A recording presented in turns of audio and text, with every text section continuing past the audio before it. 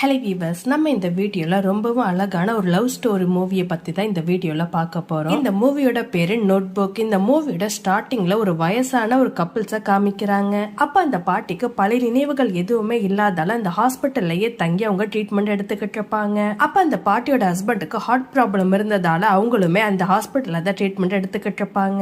அப்ப அவர் அவங்க ஒய்ஃப் கிட்ட ஒரு அழகான லவ் ஸ்டோரிய பத்தி சொல்ல ஆரம்பிக்கிறாரு. இப்பதான் நம்ம ஹீரோவை காமிக்கிறாங்க. அவரோட பேர் நோவா. அவருக்கு வெறும் 19 வயசுதான். அதுவும் இல்லாம ரொம்பவும் கஷ்டப்படுற ஒரு ஃபேமிலில இருந்து வந்தவரு. அதனால அவரு ரொம்பவும் குறைவான ஒரு சம்பளத்துல ஒரு மில்ல வேலை பார்த்துக்கிட்டு இருப்பாரு. ஒரு நாள் நோவாவும் அவரோட ஃப்ரெண்டும் ஒரு பார்க்குக்கு போறாங்க. அப்ப அந்த டைம்ல தான் நம்ம ஹீரோயினை பாக்குறாங்க. நம்ம ஹீரோயினோட பேரு ஆலி. அவங்க ரொம்பவும் ரிச் ஃபேமிலில இருந்து வந்தவங்க. அதுவும் இல்லாம வெக்கேஷனுக்காக தன்னோட ஃபேமிலியோட நம்ம ஹீரோ இருக்கிற ஊருக்கு வந்திருப்பாங்க. அப்ப ஹீரோயினை பார்த்ததுமே ஹீரோவுக்கு உடனே ஹீரோயின் மேல லவ் வந்துரும். இதுக்கப்புறமும் நம்ம லேட் ஆக்க கூடாது அப்படின்னு சொல்லிட்டு உடனே ஹீரோயின் கிட்ட போய் எனக்கு உங்களை ரொம்பவும் பிடிச்சிருக்கு, உங்களுக்கு ஓகேனா நம்ம 2 பேருமே ஒரு டேட்டுக்கு போகலாம் அப்படின்னு சொல்லிட்டு கேக்குறாரு. அப்ப அதை கேட்டதுமே நம்ம ஹீரோயினும் என்ன இவன் பைத்தியக்கார மாதிரி சம்பந்தமே இல்லாம டேட்டுக்கு வர சொல்றான் அப்படின்னு சொல்லிட்டு அதை கண்டுக்காம அங்கிருந்து போயிடுவாங்க.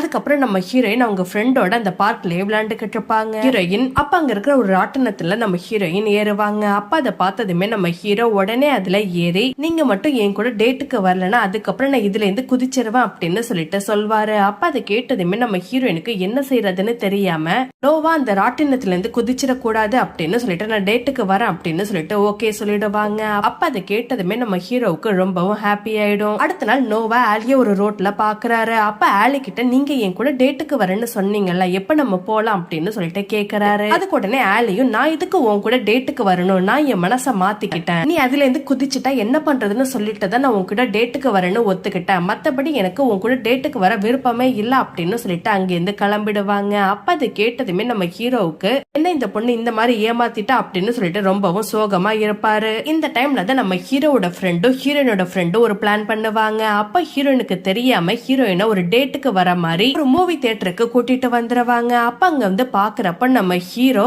நோவா அங்க இருப்பாரு. அப்ப அதை பார்த்ததுக்கு அப்புறம் நம்ம ஹீரோயினுக்கு செம்ம சாக்காயிடும். உடனே இந்த ஃப்ரெண்டு கிட்ட அதுக்கு உடனே நோவாவும் நீ அவங்கள திட்டாத, நான் தான் இந்த பிளான் அவங்க கிட்ட சொன்னேன் அப்படின்னு சொல்வாரு. அதுக்கப்புறம் அவங்க 2 பேருமே பக்கத்துல சீட்ல உட்காந்து மூவி பாப்பாங்க. அப்ப அந்த படம் முடிகிற வரைக்குமே நோவா ஆலியே பாத்துக்கிட்டு இருப்பாரு. அப்ப படம் முடிஞ்சு வீட்டுக்கு போறப்ப ஆலி அவங்க ஃப்ரெண்டு கிட்ட நீ போ, நான் கொஞ்ச நேரம் நோவா கூட பேசிட்டு வரேன் அப்படின்னு சொல்லிட்டு நோவா கூட அங்க இருந்து நடந்து போவாங்க. அப்ப ஆலி தன்னோட ஃபேமிலி விஷயத்தை எல்லாத்தையும் நோவா கிட்ட சொல்வா. அப்போ நோவா கிட்ட எனக்கு எங்க ஃபேமிலில கொஞ்சம் கூட சுதந்திரம் கொடுக்கவே இல்ல, அவங்க சொல்றத மட்டும்தான் நான் கேட்கணும், எனக்கு விருப்பப்பட்ட மாதிரி எதுவுமே செய்யக்கூடாதுன்னு என்ன ரொம்பவும் ஃபோர்ஸ் பண்ணுவாங்க, எனக்கு அவங்க கூட இருக்க விருப்பமே இல்ல அப்படிங்கிற மாதிரி ஹீரோ கிட்ட ஷேர் பண்ணிட்டு வருவாங்க. அப்ப உடனே நம்ம ஹீரோ ரோட்ல படுத்துக்கிட்டு எங்க அப்பா சோகமா இருக்கிறப்ப இந்த மாதிரிதான் எப்பயுமே செய்வாரு, வேணும்னா நீ இந்த மாதிரி ட்ரை பண்ணி பாரு, கண்டிப்பா உன் மனசு ரொம்பவும் லைட்டா ஃபீல் ஆகுற மாதிரி இருக்கும், நீ என் கூட வந்து பக்கத்துல படு அப்படின்னு சொல்லிட்டு ரோட்ல படுக்க சொல்வாரு. அப்ப அதை கேட்டதுமே நம்ம ஹீரோயின் என்ன பேசிக்கிட்டு இருக்க, எவ்வளவு வண்டி வந்துகிட்டு இருக்கு, திடீர்னு ஏதாவது வண்டி நம்ம மேல ஏறிடுச்சுன்னா என்ன பண்றது, நான் அந்த மாதிரி எல்லாம் படுக்க மாட்டேன் அப்படின்னு சொல்லிட்டு ஃபர்ஸ்ட் ஹீரோயின் சொல்வாங்க. ஆனா அது நைட் டைம் அப்படிங்கறதுனால எந்த ஒரு வண்டியுமே வராது. அதனால ஹீரோயினும் ஹீரோ பக்கத்துல படுத்து பேசிக்கிட்டு இருப்பாங்க. அப்ப அங்க ஒரு கார் வந்ததுமே ஹீரோயின் உடனே ஏந்திரிச்சு அங்கிருந்து ஓடிடுவாங்க. அப்ப அங்க நடந்ததெல்லாம் பார்த்ததுமே ஹீரோயினுக்கு ரொம்பவும் ஹாப்பி ஆகி ரொம்பவும் சிரிச்சுக்கிட்டு இருப்பாங்க. அப்ப ஹீரோ கிட்ட நான் இந்த மாதிரி ஹாப்பியா சிரிச்சு ரொம்ப நாள் ஆகுது, ஒன்னாலதான் நான் இந்த மாதிரி சிரிக்கிறேன் அப்படின்னு சொல்லிட்டு ஹீரோ கிட்ட தேங்க்ஸ் சொல்வாங்க. அதுக்கப்புறம் அவங்க 2 பேருமே அடிக்கடி மீட் பண்ண ஆரம்பிச்சிருவாங்க. அதுவும் இல்லாம அவங்களுக்குள்ள இருக்கிற லவ் ரொம்பவும் டீப்பா போக ஆரம்பிச்சிரும். அப்ப நம்ம ஹீரோவும் ஹீரோயின் அவங்க வீட்டுக்குள்ள கூட்டிட்டு போய் அவங்க அப்பா கிட்ட இன்ட்ரோடியூஸ் பண்ணி வைப்பாரு. அதுவும் இல்லாம பக்கத்துல இருந்த ஒரு வீட்டுக்கு கூட்டிட்டு போய் இந்த வீட்டை நான் ரெனியூ பண்ண போறேன், அதுக்கப்புறம் நம்ம இந்த வீட்டுல தான் தங்குற மாதிரி பிளான் அப்படின்னு சொல்வாரு. அப்ப அதை கேட்டதுமே நம்ம ஹீரோயினும் எனக்கும் இந்த மாதிரி ஒரு பெரிய வீட்டுல இருக்கணும்னு ஆசை, அதுவும் இல்லாம இந்த வீடு ஃபுல்லா ஒயிட் கலர்ல இருக்கணும், வீட்டுக்கு வெளியே உட்காந்து ஒரு பெயிண்ட் பண்ற மாதிரி ஒரு இடம் இருக்கணும் அப்படின்னு சொல்லிட்டு தன்னுடைய ஆசை எல்லாத்தையும் தன் ஹீரோ கிட்ட சொல்வாங்க. அப்ப அதை கேட்டதுமே நோவாவும் உனக்கு பிடிச்ச மாதிரியே நான் இந்த வீட்டை கட்டுறேன் அப்படின்னு சொல்லிட்டு ஹீரோயின் கிட்ட ப்ராமிஸ் பண்ணுவாங்க.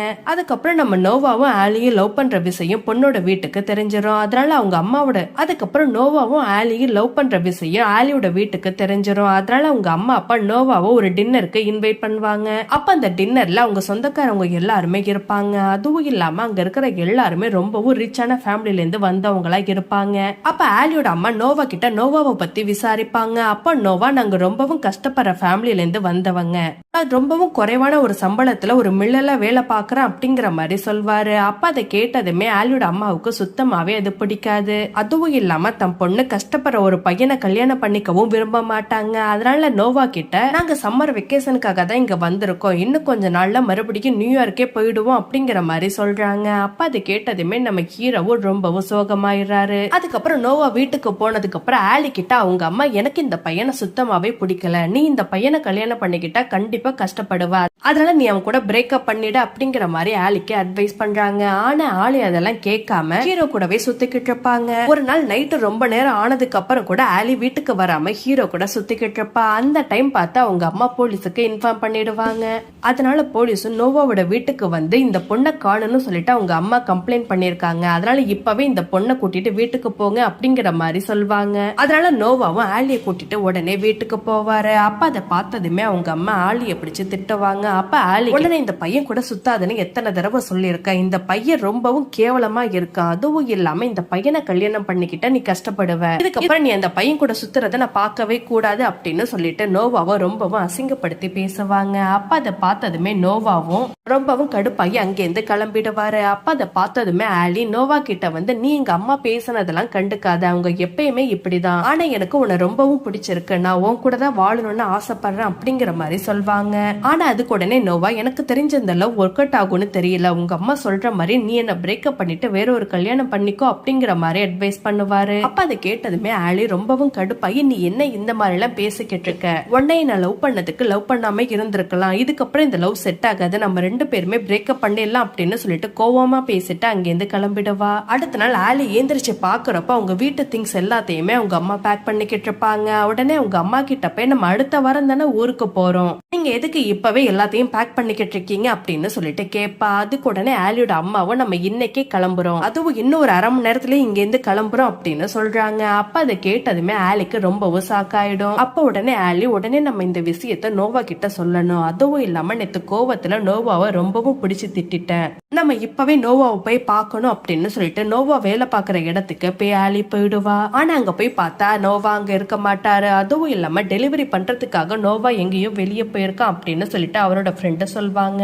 அதுக்கு உடனே ஆலியும் நடந்த எல்லாத்தையும் சொல்லிட்டு உடனே நோவா வந்ததுக்கு அப்புறம் என்ன வீட்டுக்கு வந்து பார்க்க சொல்ல அப்படின்னு சொல்லிட்டு ஆலி அங்கேருந்து கிளம்பிடுவா. அதுக்கப்புறம் நோவாவும் அங்க வருவாரு. உடனே நோவாவோட ஃப்ரெண்ட் நடந்த எல்லாத்தையும் நோவா கிட்ட சொல்லி உடனே ஆலியை பார்க்க சொல்வாரு. ஆனா நோவா அவங்க வீட்டுக்கு போறதுக்குள்ள ஆலி அங்கேருந்து கிளம்பிடுவா. அப்ப அதை பார்த்ததுமே நோவாவுக்கு என்ன செய்யறதுன்னே தெரியாது.